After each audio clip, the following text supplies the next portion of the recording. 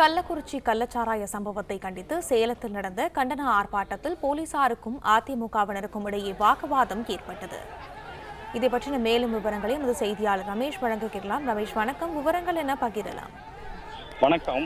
சேலம் கோட்டை பகுதியில் இன்று காலை கள்ளச்சாராயம் விசசாராயம் சம்பவத்தை கண்டித்து அதிமுக சார்பில் கண்டன ஆர்ப்பாட்டம் நடந்தது. இதற்காக நிர்வாகிகள், தொண்டர்கள் நின்று பேச லாரி ஒன்று அந்த பகுதிக்கு எடுத்து வரப்பட்டது. இதற்கு சேலம் மாநகர துணை கமிஷனர் மதிவாணன் மற்றும் காவல்துறை அதிகாரிகள் அனுமதி மறுத்து லாரியை வெளியே எடுத்து செல்ல முயன்றனர். இதனால் அதிமுக நிர்வாகிகளுக்கும் காவல்துறையினருக்கும் தள்ளுமுள்ளி ஏற்பட்டது. சுமார் 15 நிமிடத்திற்கு மேலாக போலீசாரும் நிர்வாகிகளும் வாக்குவாதம் செய்து கொண்டனர். பின்னர் போலீசார் லாரியை வலுக்கட்டாயமாக அங்கிருந்து பறிமுதல் செய்து வெளியே எடுத்து சென்றனர். இதன் பின்னர் அதிமுக நிர்வாகிகள், மகளிரினர் போலீசாரை கண்டித்து சிறிது நேரம் ஆர்ப்பாட்டம் செய்தனர். பிறகு கண்டன ஆர்ப்பாட்டம் நடந்து இதற்கு முன்னாள் அமைச்சர் செம்மலை தலைமை வைத்தார். இதில் அதிமுக சட்டமன்ற உறுப்பினர்கள், பகுதி செயலாளர் மற்றும் நிர்வாகிகள் திரளாக கலந்து கொண்டு உள்ளனர். தொடர்ந்து ஆர்ப்பாட்டம் நடந்து வருகிறது.